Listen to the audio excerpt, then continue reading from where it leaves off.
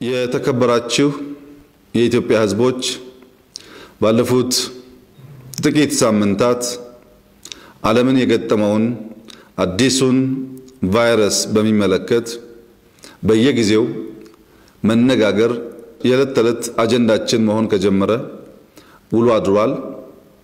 ይህ ኮቪድ-19 የሚባለው ቫይረስ የኮሮና ቫይረስ አንዱ አካል ሲሆን በኮሮና ቫይረስ ካቴጎሪ ውስጥ ከፍ ባለ ደረጃ ስሙ የተጠቀሰና ጥቃትም እያደረሰ ያለ አደገኛ ወረርሽኝ ነው። የዚህ አደገኛ ወረርሽኝ ከበረታን ከተደማመጥን በጋራ ከሰራን ከዚህ ቀደም የሰው ልጅ ተቋቁሞ እንዳሸነፋቸው በርካታ ፈተናዎች ተላላፊ በሽታዎች ሁሉ ለማሸነፍ ዛሬ ከትናንት ይልቅ የተሻለ እድልና ተስፋ አለ። ቴክኖሎጂው የሕክምና ሳይንስ ጥበቡ ዓለም ባጠረ ጊዜ የመተጋገዝ አቅሙ ከዚህ ቀደም ከነበሩት ወረርሽኞችና ፈታኝ ወቅቶች ዓለም በተሻለ ደረጃ ለመከላከል አቅም እንዳላት የሚያሳይ ነው። ባለፉት ሺህ ዓመታት የሰው ልጅ በርካታ ፈተናዎች በተለይም ወረርሽኞችን አስተናግዷል።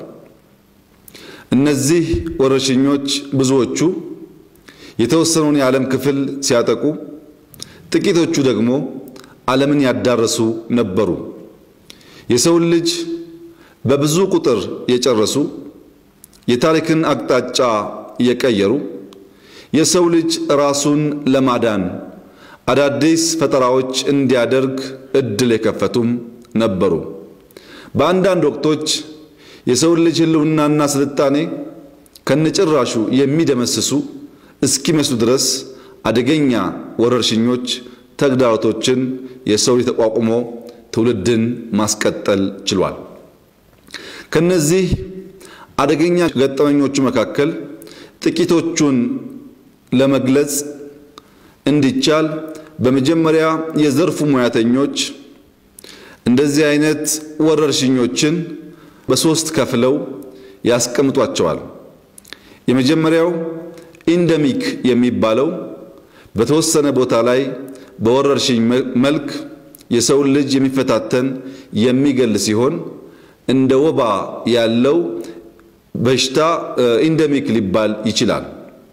ውስን ቦታ በተደጋጋሚ የመጣ የሚያጠቃ የሰው ልጅ ህይወት የሚቀጥፍ ሲሆን ኢንደሚክ ይባላል። ሁለተኛው አይነት ከኢንደሚክ ከፍ የሚለው ኤፒደሚክ የሚባለው ሰፋ ያለ ቦታ ከሀገር እስከ መሻገር የሚደርስ በማጥቃት አቅሙም ከኢንደሚኩ ከፍ ያለ እንደ ኢቦላ ያለውን ወረርሽኝ ደግሞ ኤፒደሚክ ይሉታል። ሶስተኛው ከአህጉር በመሻገር በርካታውን የዓለም ክፍል የሚያጠቃውንና ህይወት በመቅጠፍ የሚታወቀውን አይነት ወረርሽኝ ደግሞ ፓንደሚክ ተብሎ ይከፈላል። ይህ ፓንደሚክ የሚባለው ከአንድ ሀገር ከአንድ አህጉር በላይ በርከት ያለ ቦታ የሚሸፍንና ብዙዎችን የሚገድል የሰው ልጆችን በአስከፊ ሁኔታ የሚፈታተን አይነት ወረርሽኝ ነው። እነዚህ ወረርሽኞች በሰው ልጅ ታሪክ ውስጥ ያሉትን ጥቂቶቹን እንደ ምሳሌ ለማንሳት ለምሳሌ አንደኛው ተጠቃሽ ወረርሽኝ ጥቁር ሞት ወይም ብላክ ዴዝ ይባላል። ይህ በሽታ በዓለም ላይ የተከሰተው እንደ አውሮፓውያን አቆጣጠር በ1346 አካባቢ ሲሆን የበሽታው መንስኤ የባክቴሪያ ኢንፌክሽን ነበር። ይህ የባክቴሪያ ኢንፌክሽን አይጦችና ቁንጫ የማስተላለፊያ መንገዶች በመሆን በሰው ልጅ ላይ ከፍተኛ የሆነ ጥቃት እንዲፈጽም አስችለዋል። በጊዜው በባክቴሪያው ከተለከፈ ሰው 80% ያህሉ ይሞት ነበር።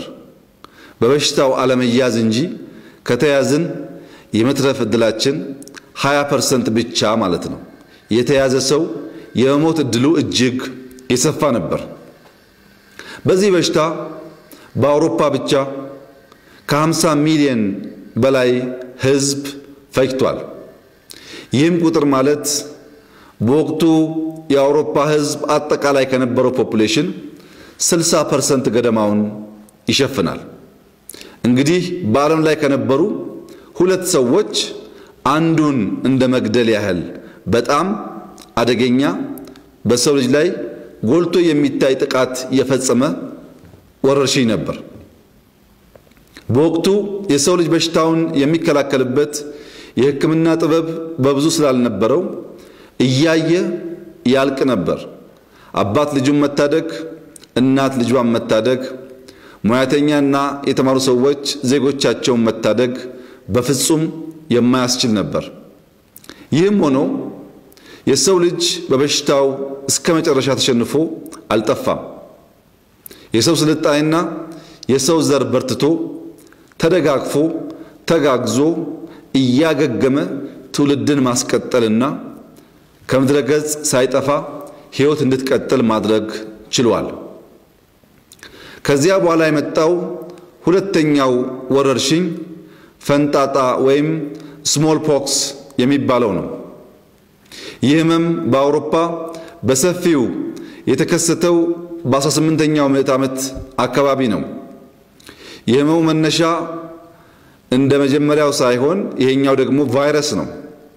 ይህ በሽታ ክትባት እስከ ተገኘለት ጊዜ ድረስ የአውሮፓን ዳታ ብቻ ስንመለከት በአመት እስከ 400,000 ህዝብ ይገድል ነበር። ይህ ከፍተኛ የሆነ ጥቃት ያደረሰ ሁለተኛው ወረርሽኝ በሰው ልጅ የተባበረ ክንድና ትጋት ተሸንፎ ሕይወት ማስቀጠል ተችሎ ነበር። ሶስተኛው በዓለም ታሪክ ውስጥ ጎልቶ የሚነገረው ኢንፍሉዌንዛ ወይም ስፓኒሽ ፍሉ የሚባለው ነው። ይህ ህመም የዛሬ 100 ዓመት ገደማ በ1918 አካባቢ የተከሰተ ሲሆን ህመሙ የሚያጠቃው በአብዛኛው ጨቅላ ህፃናትንና በእድሜ የገፉ አዛውንቶችን ነበር። ይህ በሽታ በጣም ከመስፋፋቱ የተነሳ 500 ሚሊዮን የሚጠጋ ህዝብ በዚህ በሽታ ተጠቅቶ እንደነበር በርካታ ዳታዎች ያመለክታሉ። ይህም ማለት ከዓለም ህዝብ 1/4ኛው በዚህ በሽታ ተጠቂ ነበር ማለት ነው። በዚህ ህመም በወቅቱ የሞተው ህዝብ ቁጥር የተሟላ ዳታ ባይገኝም አንዳንድ ማስረጃዎች እንደሚያሳዩት ከ50 እስከ 100 ሚሊዮን ህዝብ ይገመታል። ይህም በሽታ ቢሆን ብዙ ህዝብ የፈጀ አደገኛ ወረርሽኝም ቢሆን መጨረሻ ክትባት ተገኝቶለትና የሰው ልጅ የተፈጥሮ የሰውነት የመከላከያ አቅሙ ጉልበቱ በርትቶ ይህንን ወረርሽኝ ማሸነፍ ችሏል።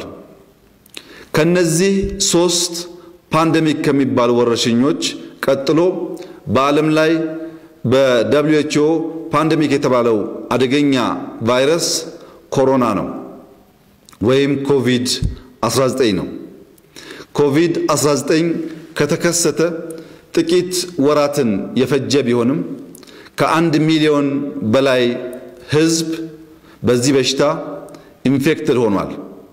በዓለም ላይ በጥቅሉ ያልደረሰበት አገር የለም። መላውን ዓለም ሸፍኗል።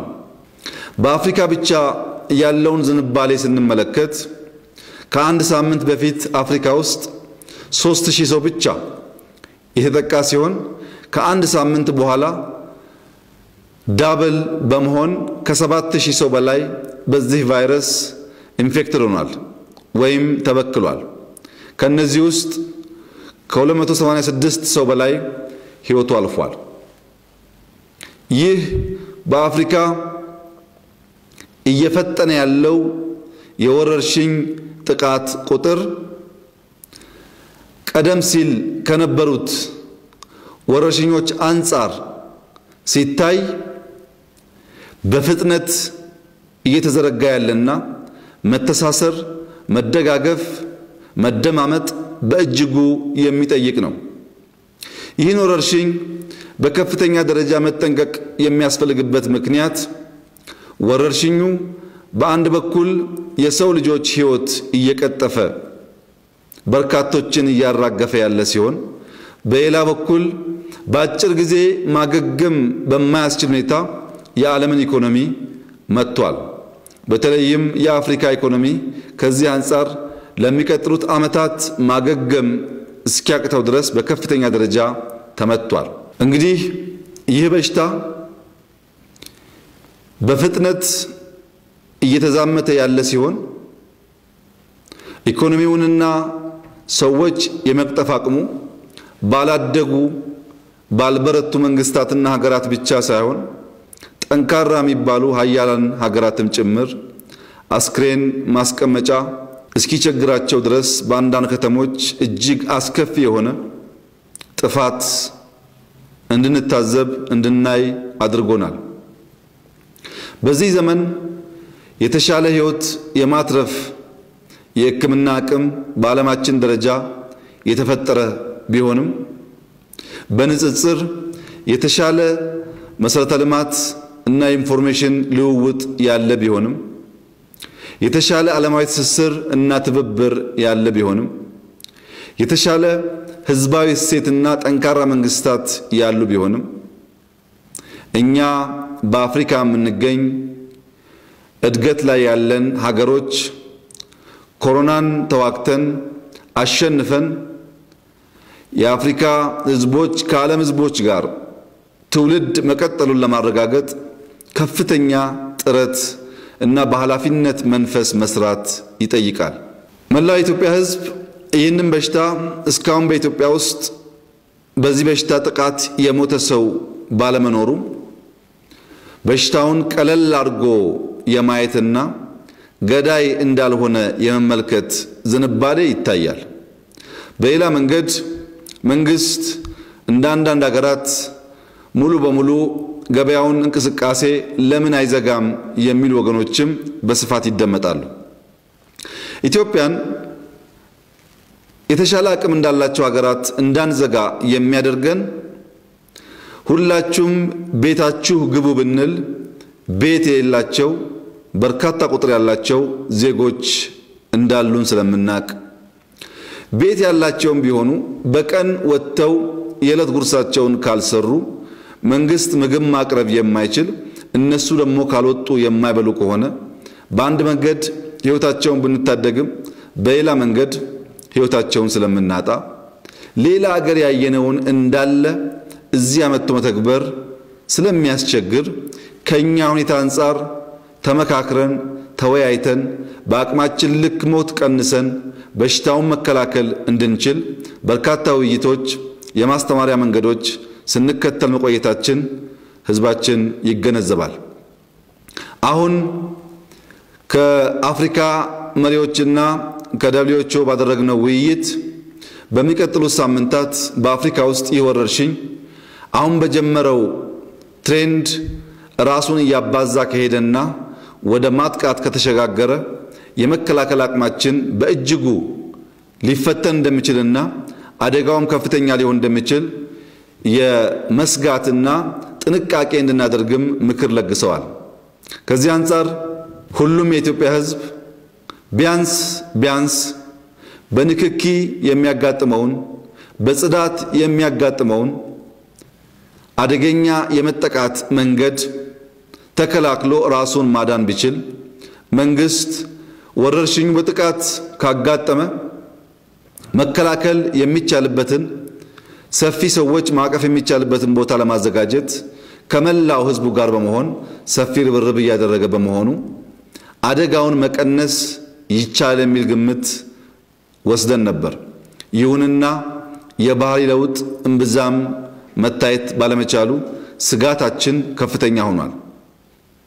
በተለይ ህፃናት ታዳጊዎች ትምህርት ቤት እንዳትሄዱ በቤት እንድትቆዩ የተፈለገበት ዋናው ምክንያት ወረርሽኙ በቀላሉ ራሳችሁን ሳትጠብቁ ስትነካኩ ስትጫወቱ ሊተላለፍባችሁና ከናንተም አልፎ ወላጆቻችሁን ሊያጠቃ ስለሚችል መማራችሁን ብንፈልገውም ለመማር ብላችሁ ህይወታችሁ እንዳይቀጠፍ ካለን ጥንቃቄ የተነሳ በቤት እንድትቆዩ ለማድረግ ከተወሰነ ሰንበትበት ብሏል።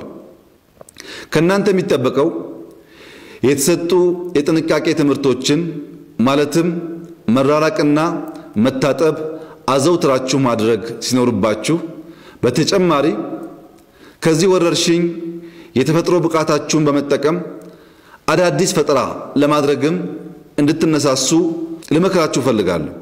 ይህ ቻሌንጅ ያመጣብን ፈተና እንዳለ ሆኖ ለመፍጠር ጭንቅላታችን ለመጠቀምም የራስ የሆነ እድል ስላለው ትምህርት ፈተን ተቀምጠናል ብቻ ሳይሆን እንዴት አድርገን ይህንን ፈተና ይህንን ችግር በመመራመር ጭንቅላታችንን ተጠቅመን አዳዲስ ነገር በመፍጠር የማህበረሰቡን ችግር ልንቀርፍ እንችላለን የሚለውን ጉዳይ እንድታስቡበት ጭንቅላታችሁን ለፈጠራ እንድትጠቀሙበት ላሳስባችሁ ፈልጋለሁ። በትብብር ኮቪድ-19 የተሰኘውን ወረርሽኝ ቫይረስ ማጥፋት ይቻላል እና ታዳጊ ህፃናት ወጣቶች እናንተን መከላከል ትውልድ ማስቀጠል ስለሆነ እናንተን ማዳን ሀገር ማስቀጠል ስለሆነ ራሳችሁን የምትጠብቁ ወላጆቻችሁን የምታስተምሩ ጥንቃቄ የምታደርጉ እንድትሆኑ አደራ ማለት ፈልጋለሁ። ለመላው ኢትዮጵያ ህዝብ ሁለት ቻሌንጆች ማቅረብ ፈልጋለሁ። አንደኛው አንድ ቤተሰብ ለሌላ አንድ ቤተሰብ በቀን አንድ ምግብ ማካፈል የሚያስችል ዝግጅት ማድረግ ይኖርብናል። ይህንንም ማዕድ ማጋራት ብለን ልንጠራው እንችላለን። መንግስት በየቤቱ ምግብ ለማድረስ አቅሙም የማድረጊያ መንገዱም ጠባብ ስለሆነ ጥቃቱ ሰፋ ያሉ ሰዎች ያጠቃ እንደሆነ እኛና ማህበረሰቡ በትብብር ሌሎች እንዳይራቡ በረሃብም እንዳይሞቱ ማድረግ እንድንችል አንድ ቤተሰብ ለሌላ አንድ ቤተሰብ አንድ ምግብ በቀን የማቅረብ ዝግጁነት ማድረግ እንድትችሉ በዚህም መንገድ እንደ ቤተሰብ እንድትመካከሩ እንድትዘጋጁ አደራ ማለት ፈልጋለሁ። ሁለተኛው የዩኒቨርሲቲ መምህራን ወጣቶች የትምህርት ስርዓቱ መዘጋቱ በመቀመጣችሁ እንዴት አድርገን ከዚህ ችግር ከዚህ መከራ መሻገር እንደምንችል ልዩ ልዩ ምርምሮች ጥናቶች እና የፈጠራ ስራዎች በመስራት አዳዲስ ፈጠራዎችን እንድታሳዩ ከናንተ በተጨማሪም የአርት ሰዎች የተለያየ የአርት ስራ በመስራት ህዝቦቻችን የምንከላከልበት የምናሻግርበት ተስፋን የምንሰንቅበት ወደፊት የምናይበትን መንገድ ለመፍጠር ጭንቅላታችን እንድንጠቀም አደራ እያልኩ ወረርሽኙ በሚቀጥለው ሳምንት ያለውን ትሬንድ በማየት ከሌሎች ሀገራት መሪዎች ጋር የምናደርገውን ውይይት በመቀጠል ተጨማሪ እርምጃዎች በመውሰድ ሀገርና ትውልድ ለማስቀጠል ጥረት የምናደርግ ይሆናል።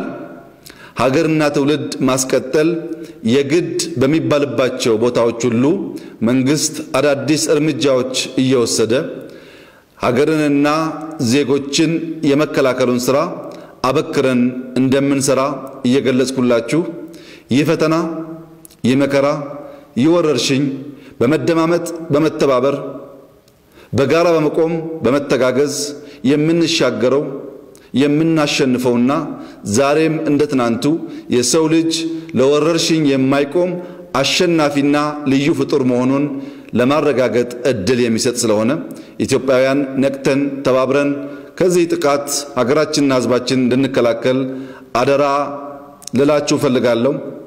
ፈጣሪ ህዝባችንን ሀገራችንን ይጠብቅ። በጸሎት በብርታት አብረን በመሆን ሀገራችንን እናሻግራለን። ኮሮና ቫይረስን እናሸንፋለን። ይህ እንዲሆን ህዝብና መንግስት በትብብር መንፈስ በጋራ እንድንቆም አደራ ላለው። አመሰግናለሁ።